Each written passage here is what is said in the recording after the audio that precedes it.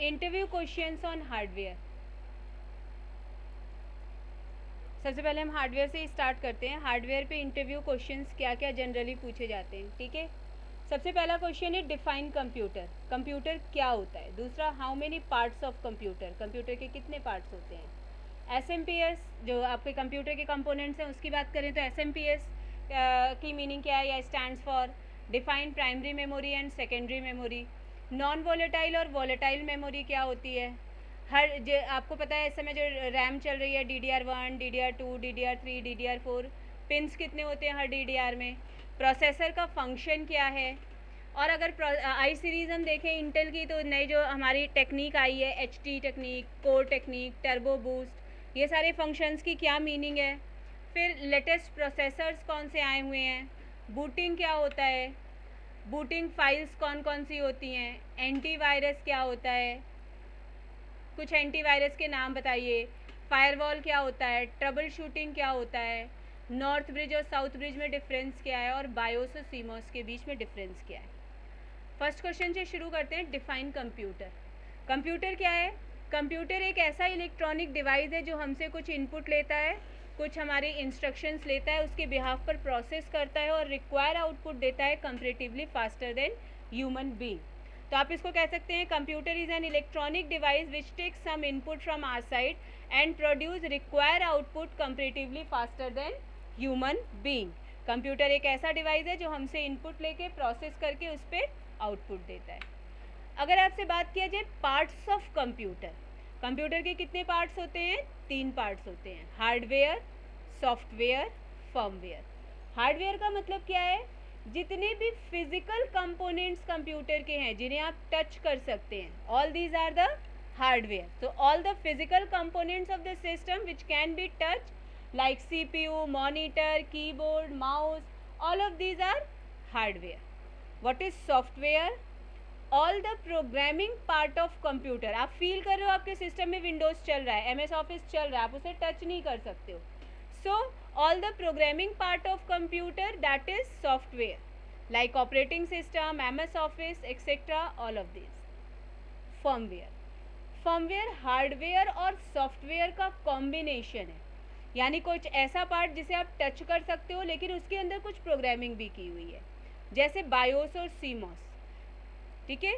Firmware is a combination of hardware and software and it's example is BIOS and CMOS. BIOS और CMOS के बीच में क्या difference है ये हम आगे देखेंगे, हमारे पास और भी इंटरव्यू क्वेश्चंस में आए हुए हैं ये। नेक्स्ट है आपका SMPS स्टैंड्स फॉर। सबसे पहले SMPS की नीड क्या होती है। हमारे पास जो इलेक्ट्रिक करंट आ रही है घरों में वो कौन सी है, अल्टरनेट करंट है, AC करंट है।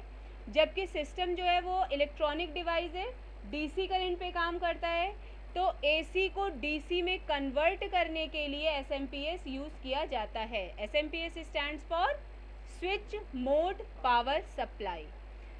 अब ये अपनी आपकी जो करंट आ रही है उसको छोटे छोटे पार्ट्स में ब्रेक करता है और जिस कंपोनेंट्स को जितनी करंट की आवश्यकता होती है उतना देता है।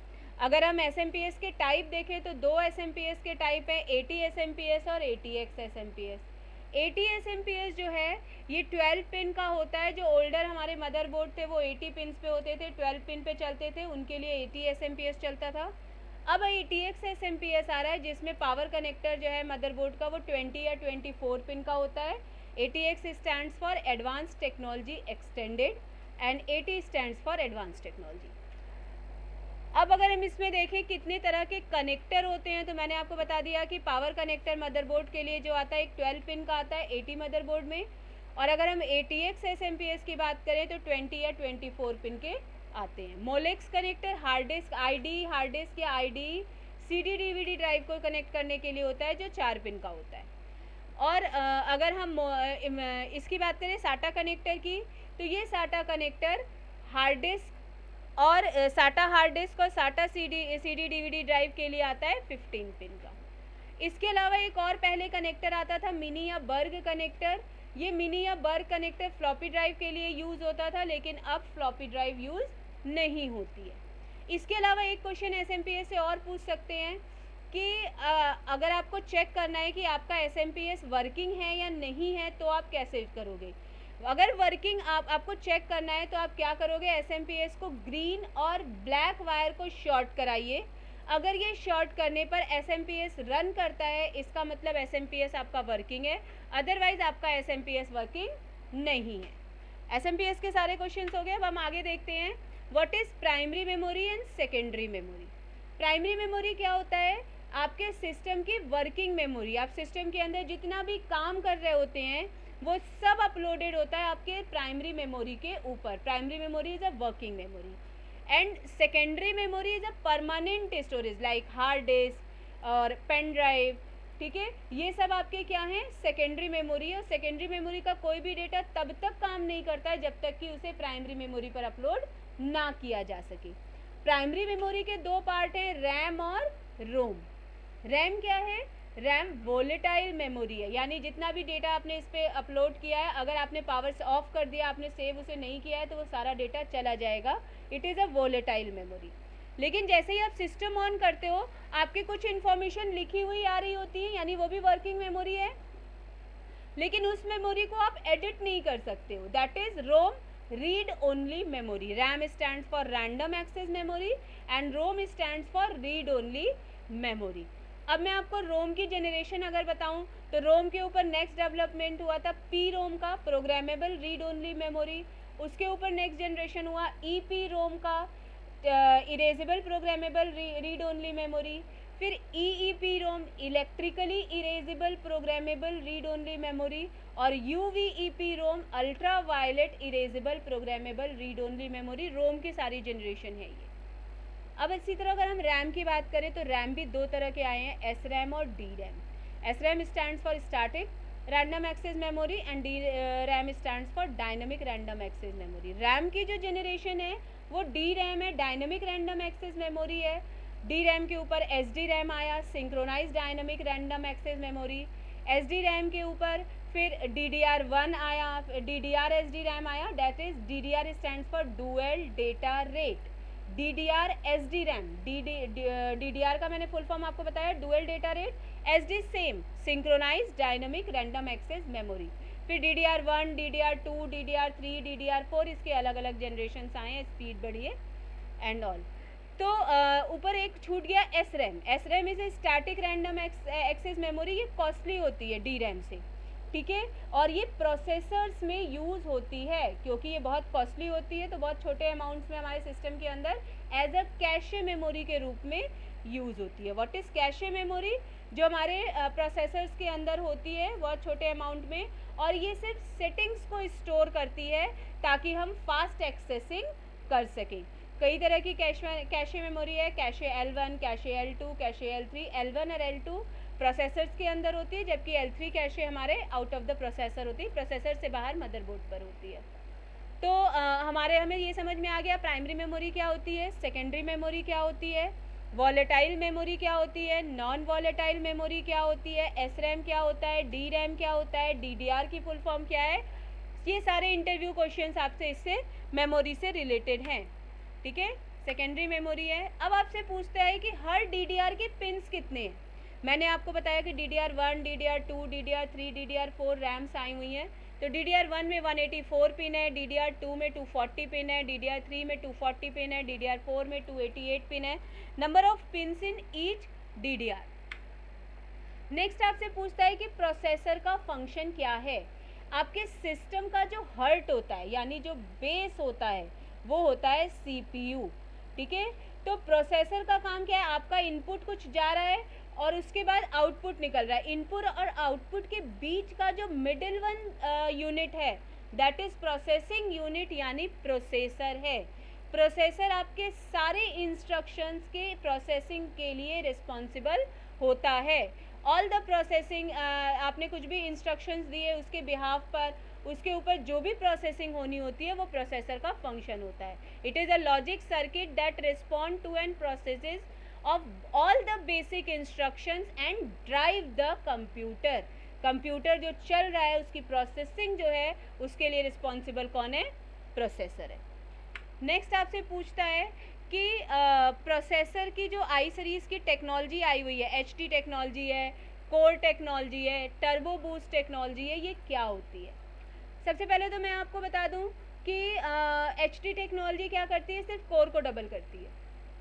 कोर क्या करता है, प्रोसेसर को डबल करता है। मान लीजिए आपके सिस्टम के अंदर एक प्रोसेसर लगा हुआ है, वो एक कोर को सपोर्ट कर रहा है, तो एक कोर क्या करेगा, अपने अंदर दो वर्चुअल थ्रेड बनाएगा, और वो ऑपरेटिंग है एक्चुअली में एक ही प्रोसेसर, लेकिन आपका ऑपरेटिंग सिस्टम देखेगा कि मेरे पास दो प्रोसेसर है, तो उसे वर्चुअल दो प्रोसेसर दिखेगा, वो दो अलग अलग टास्क दोनों प्रोसेसर्स को दे सकता है, जिससे आपकी प्रोसेसिंग की स्पीड बढ़ जाएगी। तो प्रोसेसर्स के ऊपर हमारा क्या काम कर रहा है, कोर काम कर रहा है, जो प्रोसेसर को डबल कर दे रहा है एज अ थ्रेड, अपने थ्रेड्स अलग अलग दे दे रहा है, वो थ्रेड्स प्रोसेसर कोर के अंदर काम किए प्रोसेसर को डबल करने के लिए। और कोर के ऊपर कौन बैठा हुआ है, एचटी बैठा हुआ है। एचटी कौन है, hyper threading. Hyper threading technology is used to just double the core. HT के अंदर दो थ्रेड निकले, वो कोर 1 और कोर 2 बना रहे हैं, दो कोर बना रहे हैं, और एक कोर के अंदर कितने बन रहे हैं, दो प्रोसेसर बन रहे हैं। जस्ट एज्यूम करो हमारा एक प्रोसेसर है, जिसके पास एक प्रोसेसर है, ये कोर को भी सपोर्ट करता है, और एक कोर है उसके अंदर, और वो एचटी टेक्नोलॉजी को सपोर्ट करता है। तो एक प्रोसेसर को डबल कर रहा है ये कोर, यानी एक कोर के अंदर दो प्रोसेसर हो गया। लेकिन एचटी टेक्नोलॉजी बैठी है तो वो कोर को डबल कर दी, अब हमारे पास दो कोर हो गया, हर कोर के अंदर दो प्रोसेसर है, यानी कि एक प्रोसेसर अब हमारे पास चार प्रोसेसर की तरह काम करने लगा। ठीक है, तो HT technology hyper threading technology that double the core, and core technology that double the processors, right. So that is HT technology, core technology. ठीक है, अब हम टर्बो बूस्ट की बात करते हैं। टर्बो बूस्ट क्या होता है, टर्बो बूस्ट का मतलब होता है, मान लीजिए आपने चार प्रोसेसर ले रखा है अभी, अब आपके सिस्टम में इस समय दो ही टास्क हो रहे हैं, तो एक प्रोसेसर बिजी हो गया, दो प्रोसेसर बिजी हो गया, लेकिन दो प्रोसेसर आइडियल बैठे हुए हैं, तो इनकी स्पीड ऑटोमेटिकली अगले दो प्रोसेसर्स काम कर रहे हैं उनके पास चली जाती है। That is turbo boost. देखिए, the increase the CPU speed to the maximum turbo frequency while staying within safe temperature and power limit।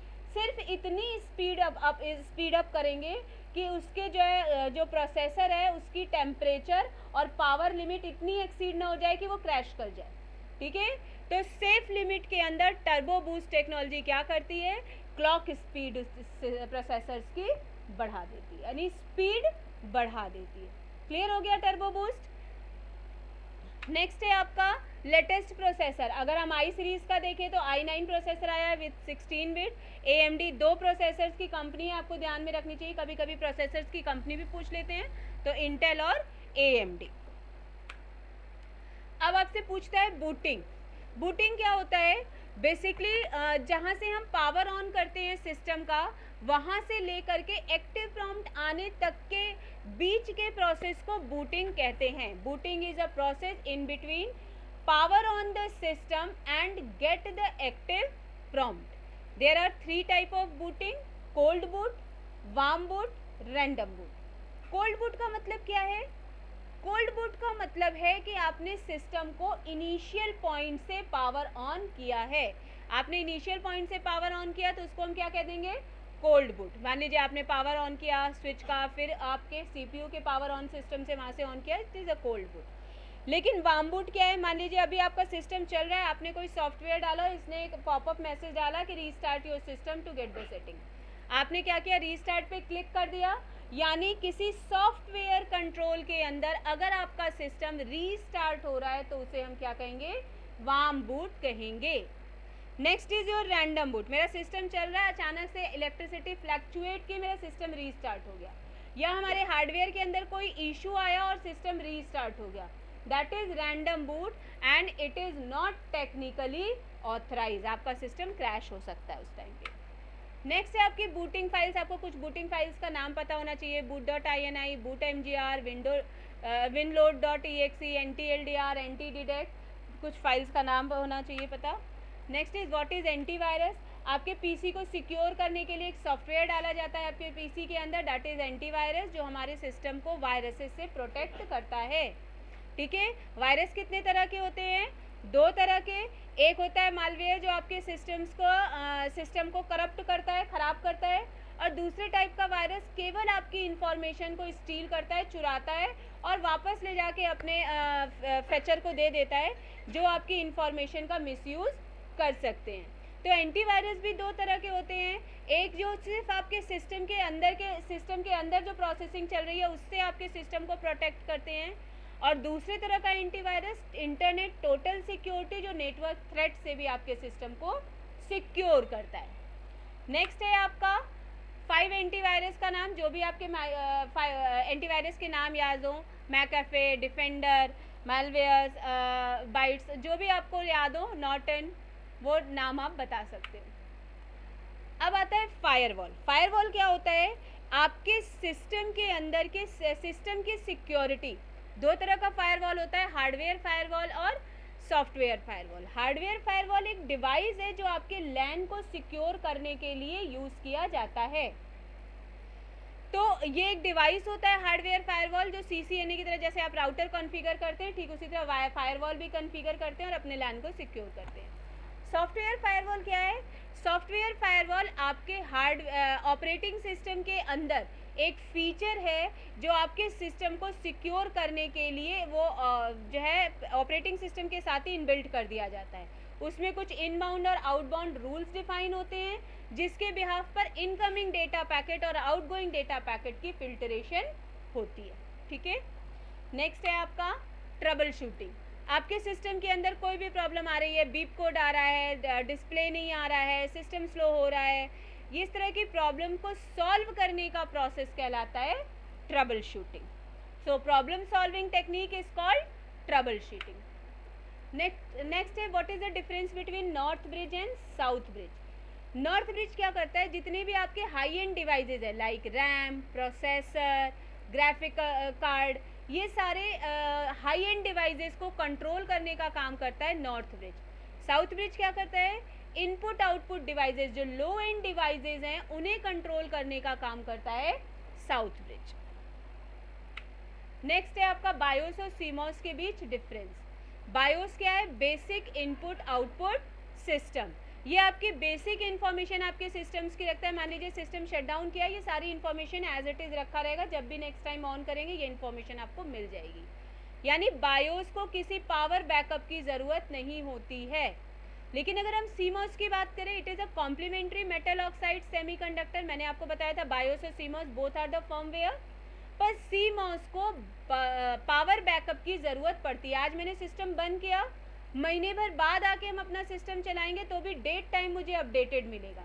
वो किस बिहाफ पर मिलेगा?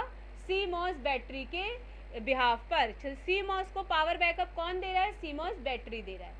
तो सीमॉस के अंदर उन इंफॉर्मेशंस को रखा जाता है जिन्हें पावर बैकअप की ज़रूरत होती है, जैसे date, time and BIOS password. Clear? तो ये आपके सारे क्वेश्चंस थे जो मैंने हार्डवेयर के ऊपर आपको कराए। ठीक है। इसके अलावा भी कुछ क्वेश्चंस हो सकते हैं, ज़रूरी नहीं है हार्डवेयर में आपको इसके अलावा क्वेश्चंस पूछ सकते हैं कि आपके बैक पैनल्स में पिन्स कितने होते हैं, PS2 पोर्ट पे कितने पिन हैं, DB9 में कितने पोर्ट हैं, कितने पिन्स हैं, प्रिंटर पोर्ट में कितने पिन होते हैं, VDI पोर्ट में कितने पिन्स होते हैं। तो आपको नंबर ऑफ़ पिन्स भी पता होने चाहिए। फिर भी आपको जो जनरल क्वेश्चंस होते हैं वो मैंने आपको बताया कि जनरल हार्डवेयर पे कौन कौन से क्वेश्चंस होते हैं।